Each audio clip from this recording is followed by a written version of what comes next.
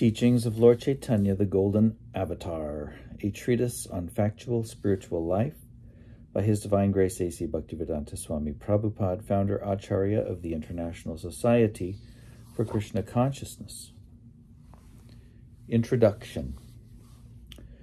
Originally delivered as 5 morning lectures on the Caitanya Charitamrita, the authoritative biography of Lord Chaitanya Mahaprabhu by Krishnadas Kaviraj Goswami, before the International Society for Krishna Consciousness, New York City, April 10th through 14th, 1967.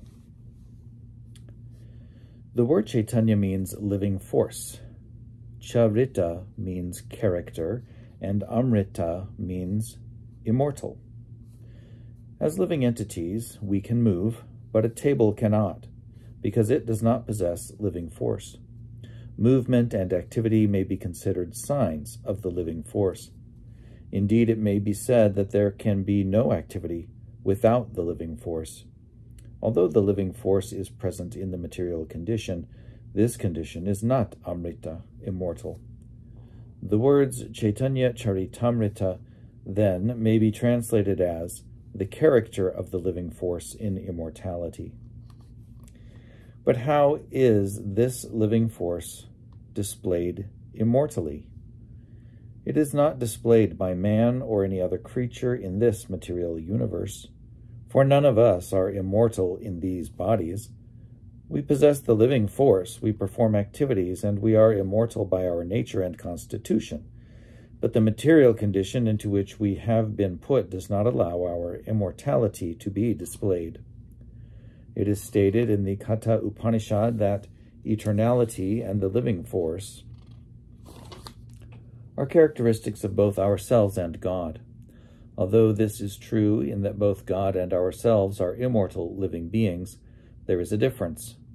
As living entities, we perform many activities, but we have a tendency to fall down into material nature. God has no such tendency. Being all-powerful, he never comes under the control of material nature. Indeed, material nature is but one display of his inconceivable energies. An analogy will help us understand the distinction between ourselves and God. From the ground, we may see only clouds in the sky, but if we fly above the clouds, we can see the sun shining. From the sky, skyscrapers and cities seem very tiny. Similarly, from God's position, this entire material creation is insignificant. The living entity is also insignificant, and his tendency is to come down from the heights, where everything can be seen in perspective. God, however, does not have this tendency. The Supreme Lord is not subject to falling down into illusion, Maya, any more than the sun is subject to falling beneath the clouds. Impersonalist philosophers, Mayavadis, maintain that because we fall under the control of Maya, when we come into this material world, God must also fall under Maya's control. This is the fallacy of their philosophy. Lord Chaitanya Mahaprabhu should therefore not be considered one of us. He is Krishna himself, the supreme living entity, and as such he never comes under the cloud of Maya. Krishna, his expansions, and even his higher devotees never fall into the clutches of illusion. Lord Chaitanya came to earth simply to preach Krishna Bhakti, love of Krishna. In other words, he is Lord Krishna himself, teaching the living entities the proper way to approach Krishna.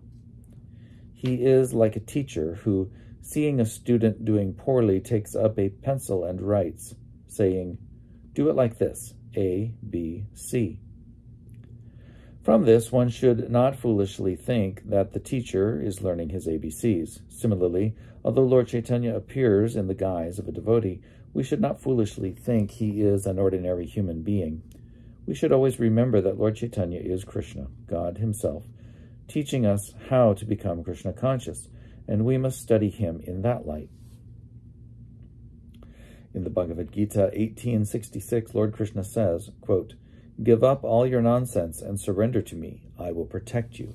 Unquote. We say, "Oh, surrender? But I have so many responsibilities." And Maya, illusion, says to us, "Don't do it, or you'll be out of my clutches, just stay in my clutches, and I'll kick you.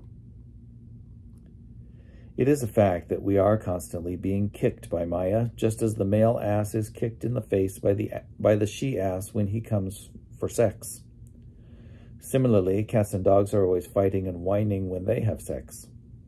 Even an elephant in the jungle is caught by the use of a trained she-elephant who leads him into a pit. We should learn by observing these tricks of nature. Maya has many ways to entrap us, and her strongest shackle is the female. Of course, in actuality, we are neither male nor female, for these designations refer only to the outer dress, the body. We are all actually Krishna's servants, but in conditioned life we are shackled by iron chains in the form of beautiful women. Thus, every male is bound by sex, and therefore, one who wishes to gain liberation from the material clutches must first learn to control the sex urge. Unrestricted sex puts one fully in the clutches of Maya, illusion. Lord Chaitanya Mahaprabhu officially renounced this Maya at the age of 24, although his wife was 16 and his mother 70, and he was the only male in the family. Although he was a Brahmin and was not rich, he took sannyas, the renounced order of life, and thus extricated himself from family entanglement, not caring for the Maya of wife and mother. If we wish to become fully Krishna conscious, we have to give up the shackles of Maya. Or, if we remain with Maya, we should live in such a way that we will not be subject to illusion, as did the many householders among Lord Chaitanya's closest devotees. With his followers in the renounced order, however, Lord Chaitanya was very strict. He even banished Junior Haridas, an important kirtan leader, for glancing lustfully at a young woman. The Lord told him, quote, "You are living with me in the renounced order, and yet you are looking at a woman with lust," unquote. Other devotees of the Lord appealed to him to forgive Haridas, but he replied, quote, "All of you can forgive him and live with him. I shall live alone," unquote. On the other hand, when the Lord learned that the wife of one of his householder devotees was pregnant, he asked that the baby be given a certain auspicious name. So, while the Lord approved of householders having regulated sex, he was like a thunderbolt with those in the renounced order who tried to cheat by the method known as drinking water under water while bathing on a fast day. In other words, he tolerated no hypocrisy among his followers. From the Chaitanya Charitamrita, we learn how Lord Chaitanya taught people to break the shackles of Maya and become immortal. Thus, as mentioned above, the title may be properly translated as the character of the living force in immortality. The Supreme Living Force is the Supreme Personality of Godhead. He is also the Supreme Entity. There are innumerable living entities, and all of them are individuals. This is very easy to understand. We are all individual in our thoughts and desires, and the Supreme Lord is also an individual person. He is different, though, in that he is the leader, the one whom no one can excel. Among the minute living entities, one being can excel another in one capacity or another. Like each of these living entities, the Lord is an individual, but he is different in that he is the supreme individual. God is also infallible, and thus, in the Bhagavad Gita, he is addressed as Achyuta, which means he who never falls down. This name is appropriate because in the Bhagavad Gita, Arjuna falls into illusion, but Krishna does not. Krishna himself reveals his infallibility when he says to Arjuna, quote, "When I appear in this world, I do so by my own internal potency," unquote. Bhagavad Gita 4:6. Thus, we should not think that Krishna is overpowered by the material potency when he is in the material world. Neither Krishna nor his incarnations ever come under the control of material nature. They are totally free.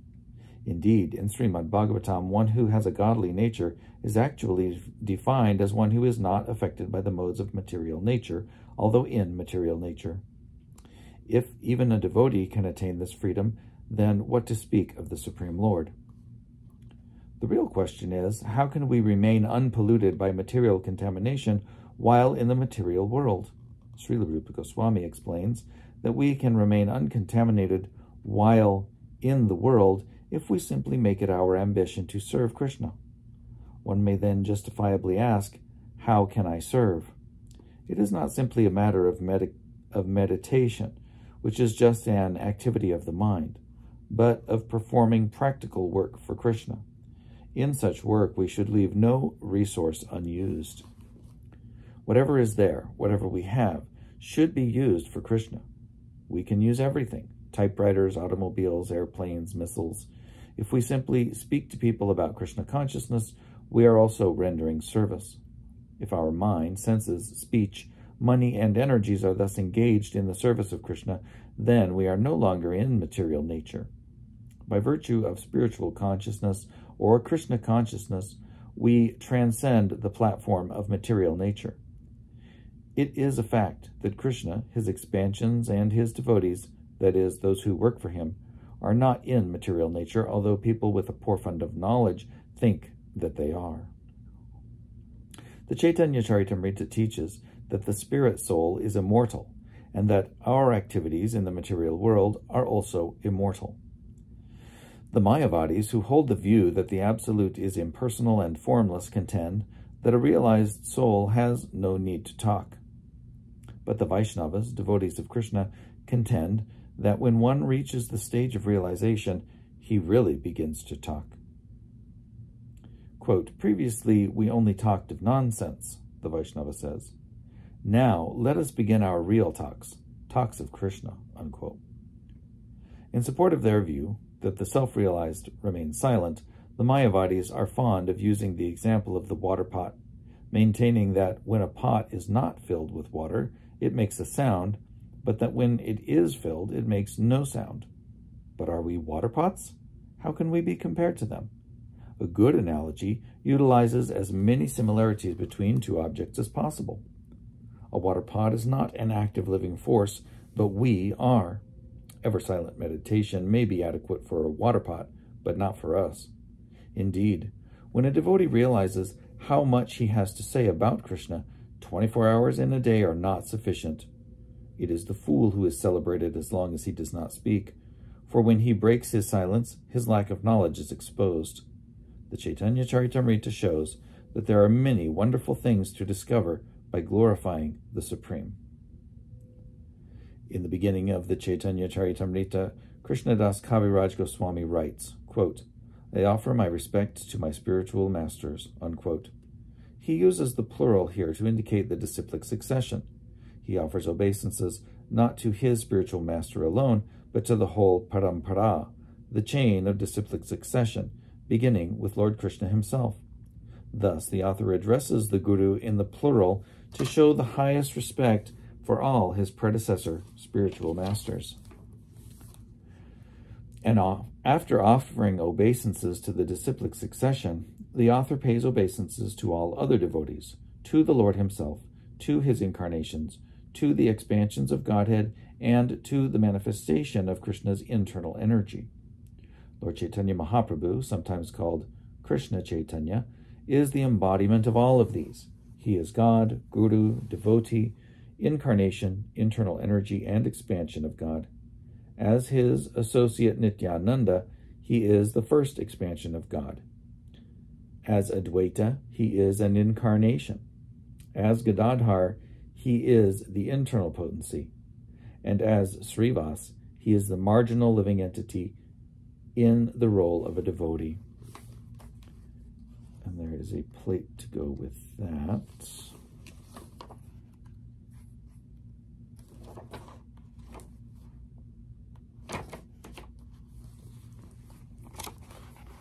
Panchatattva.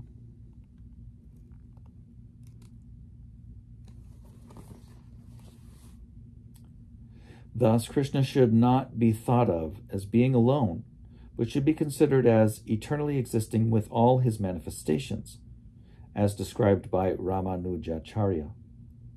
In the Vishishta-Dvaita philosophy, God's energies, expansions, and incarnations are considered to be oneness in diversity. In other words, God is not separate from all of these. Everything together is God. Actually, the Caitanya Charitamrita is not intended for the novice, for it is the postgraduate study of spiritual knowledge. Ideally, one begins with the Bhagavad Gita and advances through Srimad Bhagavatam to the Caitanya Charitamrita. Although all these great scriptures are on the same absolute level, for the sake of comparative study, the Caitanya Charitamrita is considered to be on the highest platform. Every verse in it is perfectly composed. In the second verse of the Caitanya Charitamrita, the author offers his obeisances to Lord Chaitanya and Lord Nityananda. He compares them to the sun and the moon because they dissipate the darkness of the material world. In this instance, the sun and the moon have risen together.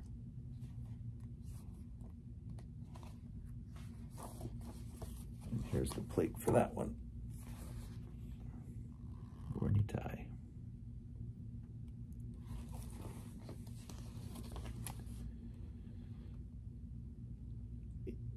In the Western world, where the glories of Lord Chaitanya are relatively unknown, one may inquire, who is Krishna Chaitanya? The author of the Caitanya Charitamrita, Srila Krishnadas Kaviraj, answers that question in the third verse of his book. Generally, in the Upanishads, the Supreme Absolute Truth is described in an impersonal way. But the personal aspect of the Absolute Truth is mentioned in the Ishopanishad, where we find the following verse. Hiranmayena patrena satya syapi hitang mukam tat twang pushan aparenu satya dharmaya drishtaye. Quote, O my Lord, sustainer of all that lives, your real face is covered by your dazzling effulgence. Kindly remove that covering and exhibit yourself to your pure devotee. Unquote. Sri Ishopanishad 15. The impersonalists do not have the power to go beyond the effulgence of God and arrive at the personality of Godhead, from whom this effulgence is emanating. The Ishopanishad is a hymn to that personality of Godhead. It is not that the impersonal Brahman is denied, it is also described. But that Brahman is revealed to be the glaring effulgence of the body of Lord Krishna. And in the Caitanya Charitamrita, we learn that Lord Chaitanya is Krishna himself. In other words, Sri Krishna Chaitanya is the basis of the impersonal Brahman. The Paramatma or Supersoul, who is present within the heart of every living entity and within every atom of the universe, is but the partial representation of Lord Chaitanya. Therefore, Sri Krishna Chaitanya, being the basis of both Brahman and the all-pervading Paramatma as well, is the Supreme Personality of Godhead. As such, he is full in six opulences: wealth, fame, strength, beauty, knowledge, and renunciation. In short, we should know that he is Krishna, God, and that nothing is equal to or greater than him. There is nothing superior to be conceived. He is the Supreme Person. Srila Rupa Goswami, a confidential devotee, taught for more than 10 days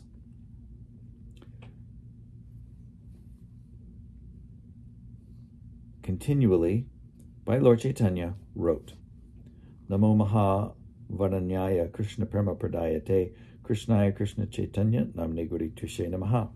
Quote, I offer my respectful obeisances unto the Supreme Lord Sri Krishna Chaitanya, who is more munificent than any other avatar, even Krishna himself, because he is bestowing freely what no one else has ever given, pure love of Krishna. Unquote. Lord Chaitanya's teachings begin from the point of surrender to Krishna. He does not pursue the paths of karma yoga or jnana yoga or hatha yoga, but begins at the end of material existence, at the point where one gives up all material attachment. In the Bhagavad Gita, Krishna begins his teachings by distinguishing the soul from matter, and in the 18th chapter he concludes at the point where the soul surrenders to him in devotion. The Mayavadis would have all talk cease there, but at that point the real discussion only begins. As the Vedanta Sutra says at the very beginning, Atato Brahma Jigyasa, quote, now let us begin to inquire about the Supreme Absolute Truth, unquote. Rupa Goswami thus praises Lord Chaitanya as the most munificent incarnation of all, for he gives the greatest gift by teaching the highest form of devotional service. In other words, he answers the most important inquiries that anyone can make.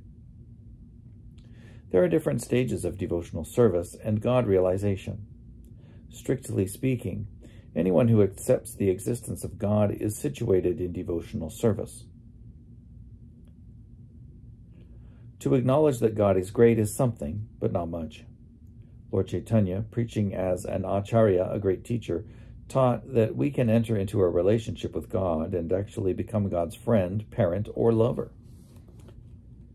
In the Bhagavad Gita, Krishna showed Arjuna his universal form because Arjuna was his very dear friend. Upon seeing Krishna as the Lord of the universes, however, Arjuna asked Krishna to forgive the familiarity of his friendship. Lord Caitanya goes beyond this point. Through Lord Caitanya, we can become friends with Krishna, and there will be no limit to this friendship. We can become friends of Krishna not in awe or adoration, but in complete freedom. We can even relate to God as his father or mother. This is the philosophy not only of the Caitanya Charitamrita, but of Srimad Bhagavatam as well. There are no other scriptures in the world in which God is treated as the son of a devotee. Usually, God is seen as the Almighty Father who supplies the demands of his sons. The great devotees, however, sometimes treat God as a son in their execution of devotional service. The son demands and the father and mother supply, and in supplying Krishna, the devotee becomes like a father or mother. Instead of taking from God, we give to God. It was in this relationship that Krishna's mother Yashoda told the Lord, quote, "Here, eat this, or you'll die. Eat nicely," unquote. In this way, Krishna, although the proprietor of everything, depends on the mercy of his devotee. This is a uniquely high level of friendship in which the devotee actually believes himself to be the father or mother of Krishna.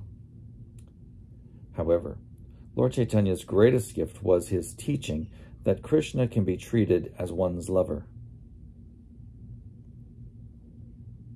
In this relationship, the Lord becomes so much attached to his devotee that he expresses his inability to reciprocate. Krishna was so obliged to the gopis, the cowherd girls of Vrindavan, that he felt unable to return their love. "I cannot repay your love," he told them. "I have no more assets to give." Devotional service on this highest, most excellent platform of lover and beloved, which had never been given by any previous incarnation or acharya, was given by Chaitanya Mahaprabhu. Therefore, Krishna Das Kaviraj, quoting Srila Rupa Goswami, writes in the 4th verse of his book, quote, "Lord Chaitanya is Krishna with a yellow complexion, and he is Shachi Nandana, the son of Mother Shachi. He is the most charitable personality because he came to deliver Krishna Prema, unalloyed love for Krishna, to everyone. May you always keep him in your heart. It will be easy to understand Krishna through him," unquote. We have often heard the phrase love of Godhead. How far this love of Godhead can actually be developed can be learned from the Vaishnava philosophy. Theoretical knowledge of love of God can be found in many places and in many scriptures, but what that love of Godhead actually is and how it is developed can be found in the Vaishnava literatures. It is the unique and highest development of love of God that is given by Chaitanya Mahaprabhu. Even in this material world, we can have a little sense of love. How is this possible? It is due to the presence of our original love of God.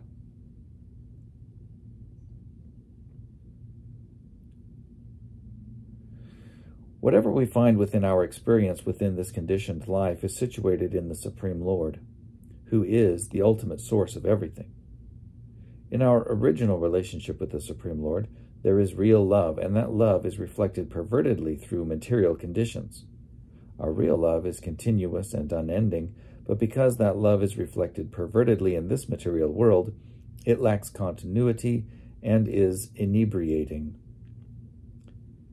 If we want real transcendental love, we have to transfer our love to the supreme lovable object, Krishna, the Supreme Personality of Godhead.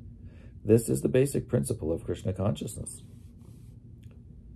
In material consciousness, we are trying to love that which is not at all lovable. We give our love to cats and dogs, running the risk that at the time of death we may think of them, and consequently take birth in a family of cats or dogs. Our consciousness at the time of death determines our next life. That is one reason why the Vedic scriptures stress the chastity of women. If a woman is very much attached to her husband, at the time of death she will think of him, and in the next life she will be promoted to a man's body. Generally, a man's life is better than a woman's because a man usually has better facilities for understanding the spiritual science. But Krishna consciousness is so nice that it makes no distinction between man and woman. In the Bhagavad Gita 9:32, Lord Krishna says, quote, "Anyone who takes shelter of me, whether a woman, Shudra, Vaishya, or someone of low birth, is sure to achieve my association," unquote. This is Krishna's guarantee. Caitanya Mahaprabhu informs us that in every country and in every scripture there is some hint of love of Godhead. But no one knows what love of Godhead actually is. The Vedic scriptures, however, are different in that they can direct the individual in the proper way to love of God. Other scriptures do not give information on how one can love God, nor do they actually define or describe what or who the Godhead actually is. Although they officially promote love of Godhead, they have no idea how to execute it. But Caitanya Mahaprabhu gives a practical demonstration of how to love God in a conjugal relationship. Taking the part of Srimati Radharani, Caitanya Mahaprabhu tried to love Krishna as Radharani loved him. Krishna was always amazed by Radharani's love. "How does Radharani give me such pleasure?" he would ask.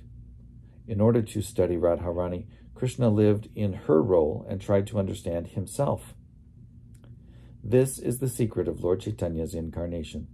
Caitanya Mahaprabhu is Krishna, but he has taken the mood and role of Radharani to show us how to love Krishna.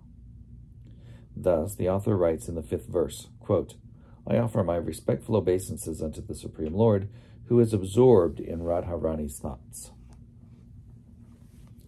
This brings up the question of who Srimati Radharani is and what Radha Krishna is. Actually, Radha Krishna is the exchange of love, but not ordinary love. Krishna has immense potencies, of which 3 are principal: the internal, the external, and the marginal potencies. In the internal potency, there are 3 divisions: Samvit, Hladini, and Sandini. The Hladini potency is Krishna's pleasure potency. All living entities have this pleasure-seeking potency, for all beings are trying to have pleasure. This is the very nature of the living entity. At present, we are trying to enjoy our pleasure potency by means of the body in the material condition. But by bodily contact, we are attempting to derive pleasure from material sense objects.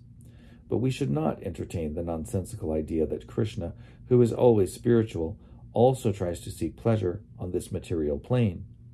In the Bhagavad Gita, Krishna describes the material universe as a non-permanent place full of miseries. Why then would he seek pleasure in matter?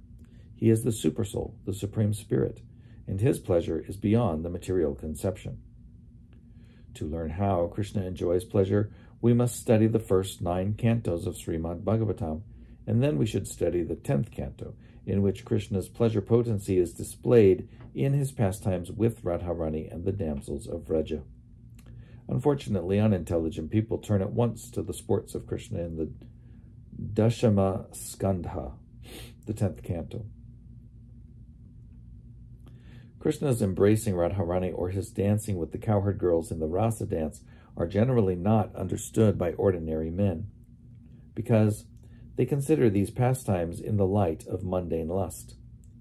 They foolishly think that Krishna is like themselves, and that he embraces the gopis just as an ordinary man embraces a young girl. Some people thus become interested in Krishna because they think that his religion allows indulgence in sex. This is not Krishna Bhakti, love of Krishna, but prakrita sahajya, materialistic lust. To avoid such errors, we should understand what Radha Krishna actually is. Radha and Krishna display their pastimes through Krishna's internal energy. The pleasure potency of Krishna's internal energy is a most difficult subject matter, and unless one understands what Krishna is, one cannot understand it.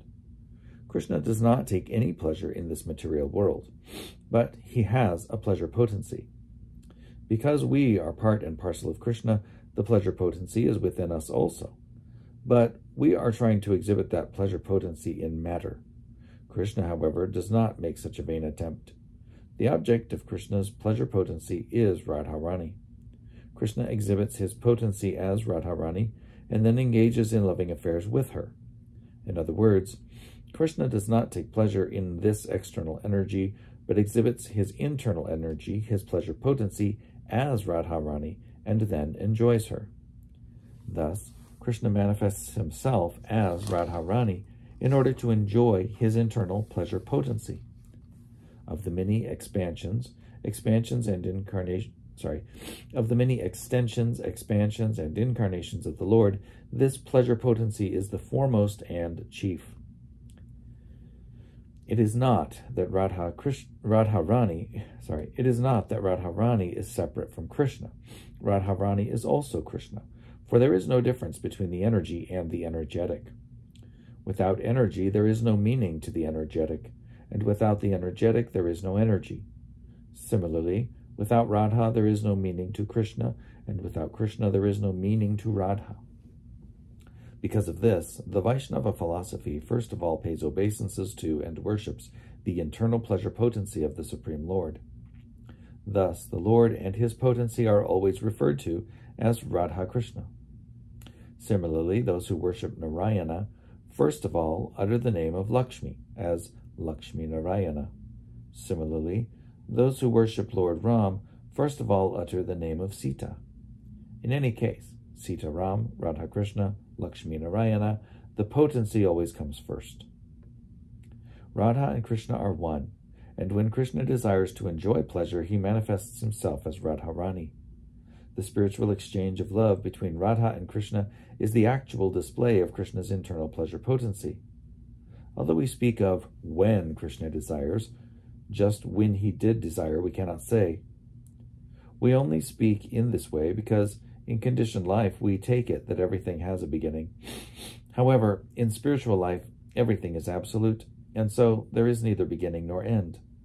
Yet, in order to understand that Radha and Krishna are one, and that they also become divided, the question when automatically comes to mind.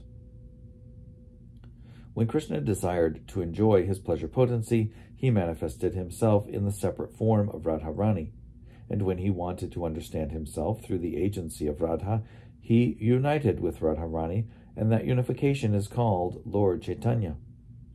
This is all explained by Srila Krishnadas Kaviraj in the 5th verse of the Caitanya Charitamrita. In the next verse, the author further explains why Krishna assumed the form of Caitanya Mahaprabhu.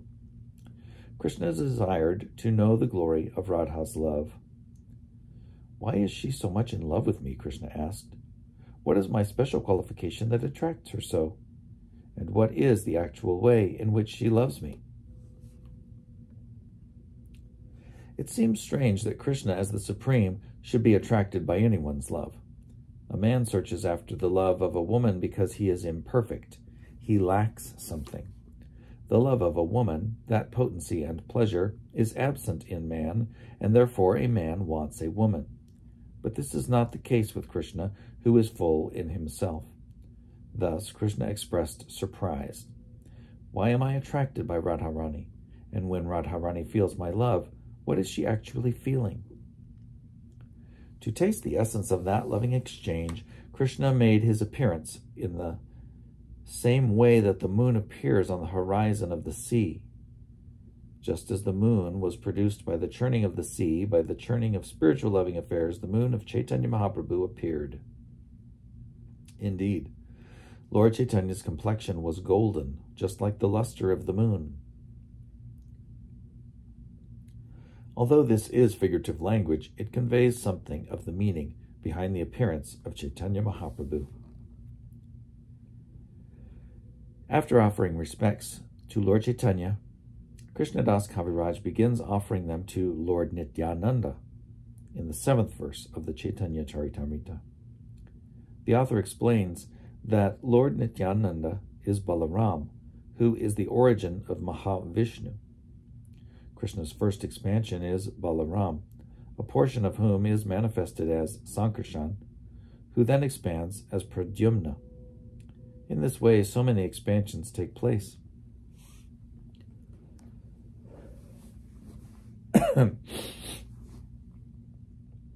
Although there are many expansions, Lord Sri Krishna is the origin, as confirmed in the Brahma Samhita. He is like the original candle, from which many thousands and millions of candles are lit.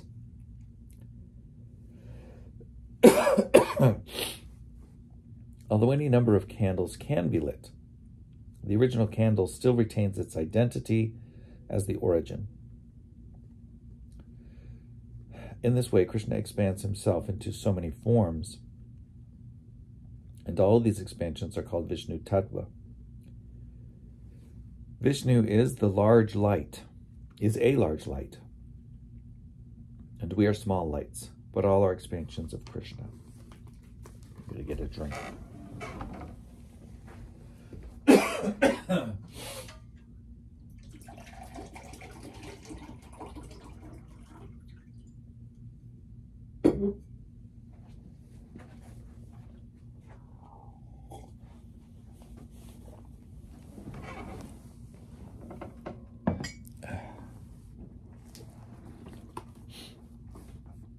Vishnu is a large light, and we are all small lights, but all are expansions of Krishna. When it is necessary to create the material universes, Vishnu expands himself as Mahavishnu. Mahavishnu lies down in the causal ocean and breathes all the universes from his nostrils. Thus, from Mahavishnu and the causal ocean spring all the universes. And all these universes, including ours, float in the causal ocean. In this regard, there is the story of Vamana, who, when he took 3 steps, stuck his foot through the covering of this universe. Water from the causal ocean flowed through the hole that his foot made. And it is said that that water became the river Ganges. Therefore, the Ganges is accepted as the most sacred water of Vishnu and is worshipped by all Hindus, from the Himalayas down to the Bay of Bengal. Mahavishnu is actually an expansion of Balaram, who is Krishna's first expansion, and in the Vrindavan pastimes, his brother. In the Maha Mantra, Hare Krishna, Krishna Krishna, Hare Hare, Hare Rama, Rama Rama, Hare Hare, the word Rama refers to Balaram. Since Lord Nityananda is Balaram, Rama also refers to Lord Nityananda. Thus, Hare Krishna, Hare Rama addresses not only Krishna and Balaram, but Lord Chaitanya and Lord Nityananda as well. The subject matter of the Caitanya Charitamrita deals primarily with what is beyond this material creation. The cosmic material expansion is called Maya, illusion, because it has no eternal existence. Because it is sometimes manifested and sometimes not, it is regarded as illusory. But beyond this temporary manifestation is a higher nature, as indicated in the Bhagavad Gita 8:20. Parastasmat tu bhavonyo vyakto vyaktat sanatanaha yaha sa sarvishu bhuteshu nashyatsu na vinashyati. Quote, Yet there is another unmanifested nature, which is eternal and is transcendental to this manifested and unmanifested matter. It is supreme and is never annihilated. When all in this world is annihilated, that part remains as it is. Unquote. The material world has a manifested state, vyakta, and a potential unmanifested state, avyakta. The Supreme Nature is beyond both the manifested and the Supreme Nature is beyond both the manifested and the unmanifested material nature. This superior nature can be understood as the living force which is present in the bodies of all living creatures. The body itself is composed of inferior nature, matter, but it is the superior nature that is moving the body. The symptom of that superior nature is consciousness. Thus, in the spiritual world, where everything is composed of the superior nature, everything is conscious. In the material world, there are inanimate objects that are not conscious, but in the spiritual world, nothing is inanimate. There, a table is conscious, the land is conscious, the trees are conscious, everything is conscious. It is not possible to imagine how far this material manifestation extends. In the material world, everything is calculated by imagination or by some imperfect method. But the Vedic literatures give real information about what lies beyond the material universe. Since it is not possible to obtain information of anything beyond this material nature by experimental means, those who believe only in experimental knowledge may doubt the Vedic conclusions.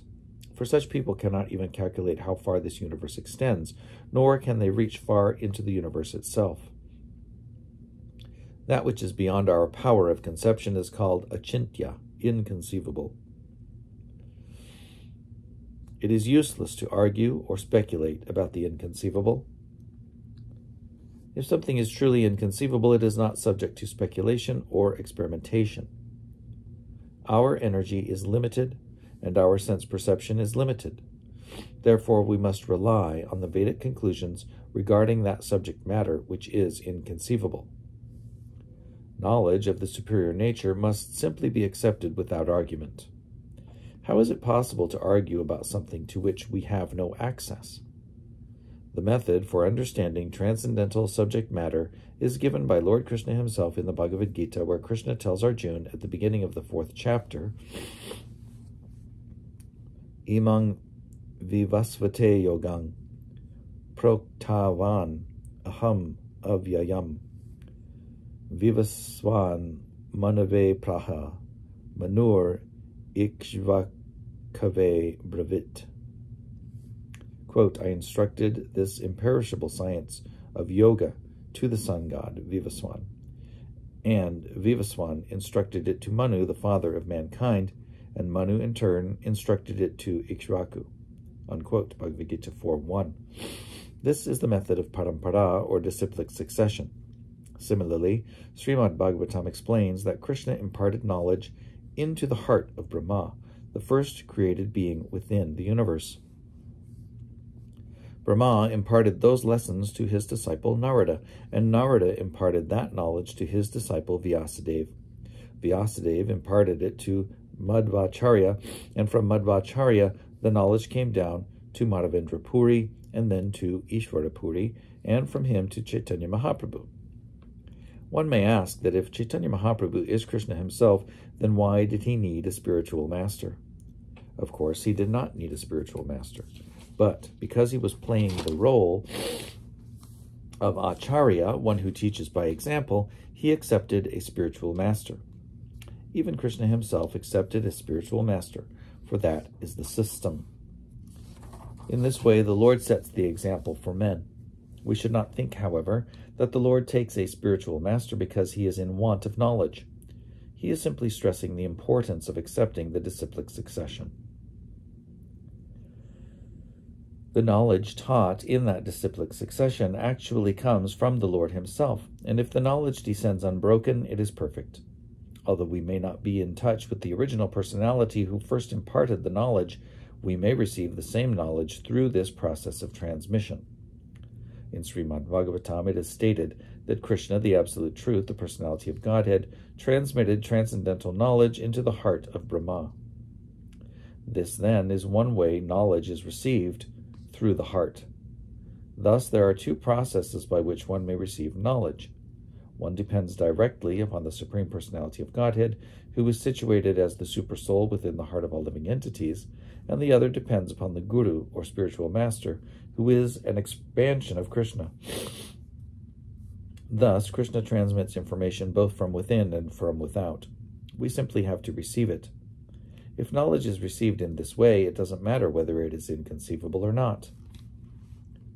In Srimad Bhagavatam, there is a great deal of information given about the Vaikuntha planetary systems which are beyond the material universe. Similarly, a great deal of inconceivable information is given in the Caitanya Charitamrita. Any attempt to arrive at this information through experimental knowledge will fail. The knowledge simply has to be accepted. According to the Vedic method, Shabda, or transcendental sound, is regarded as evidence. Sound is very important in Vedic understanding, for if it is pure, it is accepted as authoritative. Even in the material world, we accept a great deal of information, sent thousands of miles by telephone or radio. In this way, we also accept sound as evidence in our daily lives. Although we cannot see the informant, we accept his information as valid on the basis of sound. Sound vibration, then, is very important in the transmission of Vedic knowledge. The Vedas inform us that, beyond this cosmic manifestation, there are extensive planets in the spiritual sky. This material manifestation is regarded as only a small portion of the total creation. The material manifestation includes not only this universe, but innumerable others as well, but all the material universes combined constitute only 1/4 of the total creation. The remaining 3/4 is situated in the spiritual sky. In that sky, innumerable planets float, and these are called Vaikuntha Lokas. In every Vaikuntha Loka, Narayana presides with his 4 expansions, Sankarshan, Pradyumna, Aniruddha, and Vasudeva. This Sankarshan states, Krishna Das Kaviraj, in the 8th verse of the Caitanya Charitamrita, is Lord Nityananda. As stated before, it is in his form as Mahavishnu that the Lord manifests the material universes. Just as a husband and wife combine to beget offspring, Mahavishnu combines with his wife Maya, or material nature. This is confirmed in the Bhagavad Gita 14.4, where Krishna states, Sarva yonishu konteya murtaya sambhavantiyaha ta sang brahma mahadyonir ahang bija pradaha pita. Quote, it should be understood that all species of life, O son of Kunti, are made possible by birth in this material nature, and that I am the seed-giving father. Unquote. Vishnu impregnates Maya, the material nature, simply by glancing at her. This is the spiritual method. Materially, we are limited to impregnating by only one particular part of our body, but the Supreme Lord Krishna, or Mahavishnu, can impregnate by any part. Simply by glancing, the Lord can conceive countless living entities in the womb of material nature. The Brahma Samhita confirms that the spiritual body of the Supreme Lord is so powerful that any part of his body can perform the functions of any other part. We can touch only with our hands or skin, but Krishna can touch just by glancing.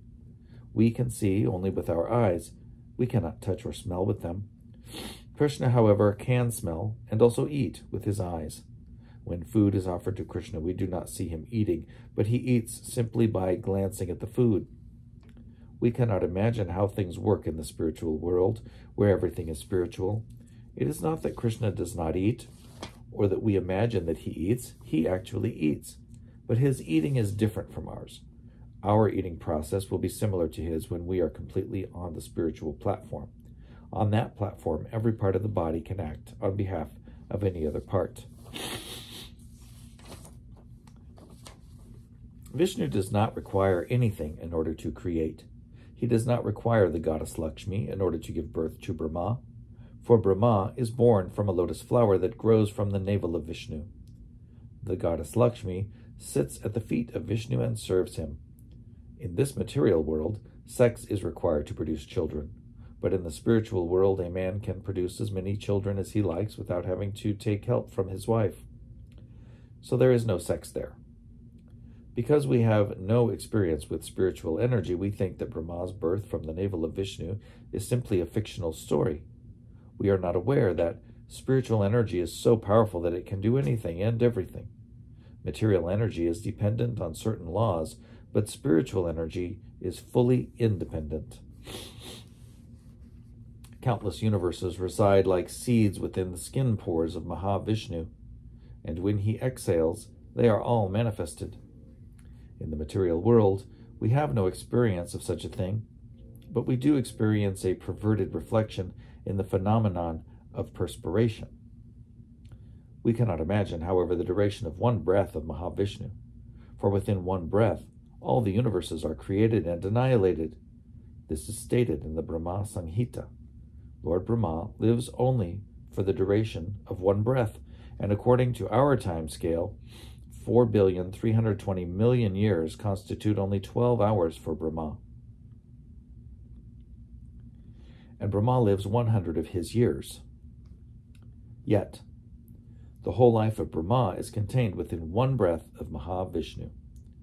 Thus it is not possible for us to imagine the breathing power of Mahavishnu, who is but a partial manifestation of Lord Nityananda. This, the author of the Caitanya Charitamrita explains in the 9th verse. In the 10th and 11th verses, Krishnadas Kaviraj describes Garbhodakshaya Vishnu and Kshirodakshaya Vishnu, successive plenary expansions of Mahavishnu. Brahma appears upon a lotus growing from the navel of Garbhodakshaya Vishnu, and within the stem of that lotus are so many planetary systems. Then Brahma creates the whole of human society, animal society, everything. Kshirodakshaya Vishnu lies on the milk ocean within the universe, of which he is the controller and maintainer. Thus, Brahma is the creator, Vishnu is the maintainer, and when the time for annihilation arrives, Shiva will finish everything. In the first 11 verses of the Caitanya Charitamrita, Krishnadas Kaviraj Goswami thus discusses Lord Chaitanya Mahaprabhu as Sri Krishna himself, the Supreme Personality of Godhead, and Lord Nityananda as Balaram, the first expansion of Krishna. Then, in the 12th and 13th verses, he describes Advaita Acharya, who is another principal associate of Lord Chaitanya Mahaprabhu's and an incarnation of Mahavishnu. Thus, Advaita Acharya is also the Lord, or more precisely, an expansion of the Lord. The word Advaita means non-dual, and his name is such because he is non-different from the Supreme Lord. He is also called Acharya, teacher, because he disseminated Krishna consciousness. In this way, he is just like Chaitanya Mahaprabhu. Although Lord Chaitanya is Sri Krishna himself, he appeared as a devotee to teach people in general how to love Krishna. Similarly, although Advaita Acharya is the Lord, he appeared just to distribute the knowledge of Krishna consciousness. Thus, he is also the Lord incarnated as a devotee. In the pastimes of Lord Chaitanya, Krishna is manifested in 5 different features, known as the Panchatattva, to whom Srila Krishnadas Kaviraj offers his obeisances in the 14th verse of the Caitanya Charitamrita. Krishna and his associates appear as devotees of the Supreme Lord in the form of Sri Krishna Chaitanya Mahaprabhu, Sri Nityananda Prabhu, Sri Advaita Acharya, Sri Gadadhar Prabhu, and Sri Vas Prabhu.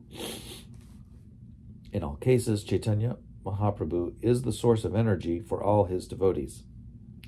Since this is the case, if we take shelter of Chaitanya Mahaprabhu for the successful execution of Krishna consciousness, we are sure to make progress.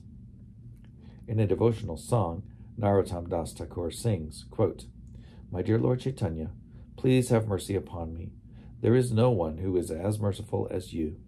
My plea is most urgent, because your mission is to deliver all fallen souls, and no one is more fallen than I. Therefore, I beg priority," unquote. With verse 15, Krishnadas Kaviraj Goswami begins offering his obeisances directly to Krishna himself. Krishnadas Kaviraj was an inhabitant of Vrindavan and a great devotee. He had been living with his family in Katwa, a small town in the district of Burdwan in Bengal.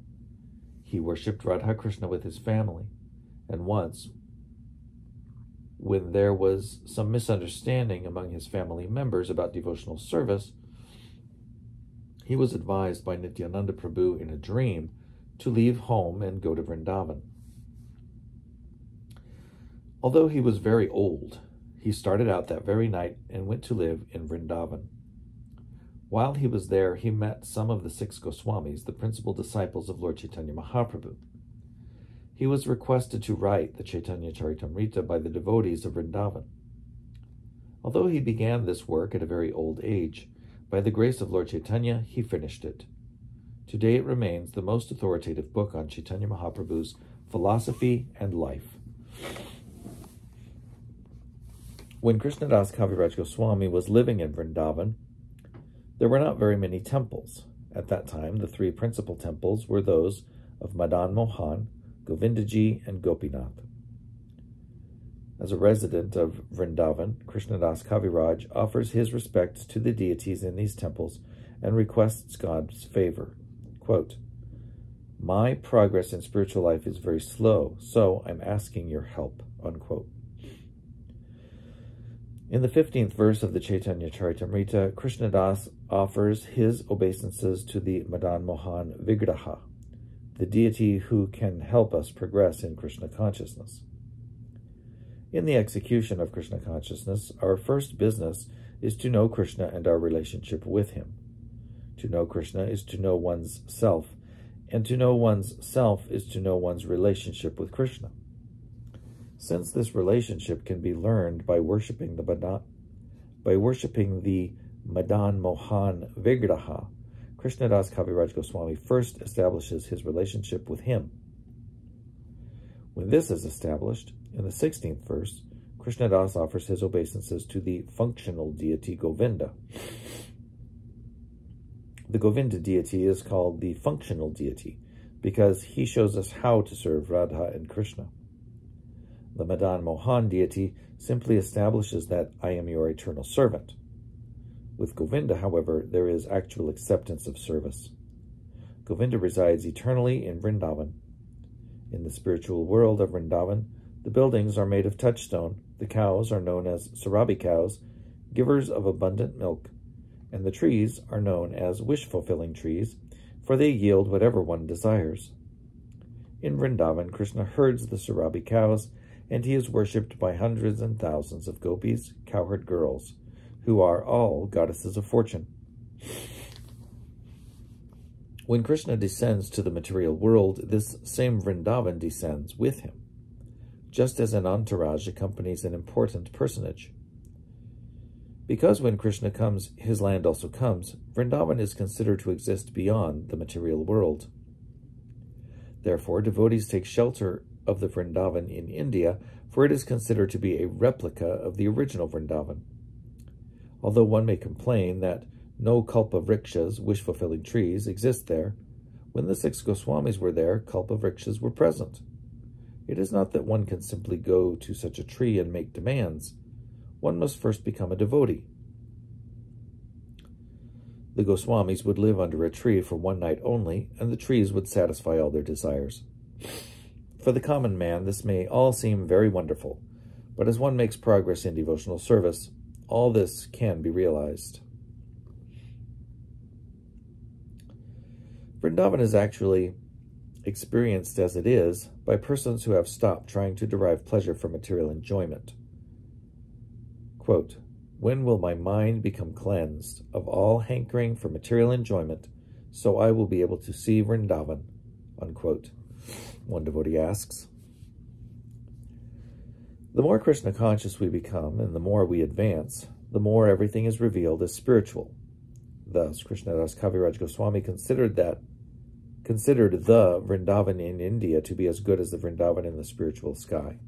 And in the 16th verse of the Caitanya Charitamrita, he describes Radharani and Krishna as seated beneath a wish-fulfilling tree in Vrindavan, on a throne decorated with valuable jewels.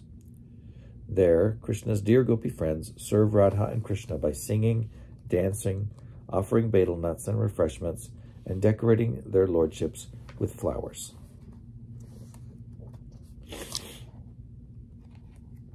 Here's the plate for that. Very beautiful painting.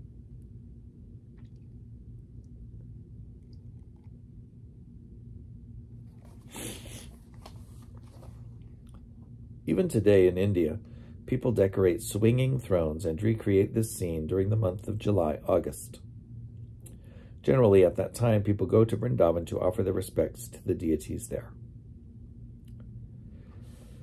Finally, Krishnadas Kaviraj Goswami offers his blessings to his readers in the name of the Gopinath deity, who is Krishna as master and proprietor of the gopis. When Krishna played upon his flute, all the gopis, or cowherd girls, were attracted by the sound and left their household duties, and when they came to him, he danced with them. These activities are all described in the 10th canto of Srimad Bhagavatam. These gopis were childhood friends of Krishna, and many were married, for in India the girls are generally married by the age of 12. The boys, however, are not married before 18, so Krishna, who was 15 or 16 at the time, was not married. Nonetheless, he called these girls from their homes and invited them to dance with him. That dance is called the Rasa Leela dance, and it is the most elevated of all the Vrindavan pastimes. The most elevated of all the Vrindavan pastimes. Krishna is therefore called Gopinath, because he is the beloved master of the gopis.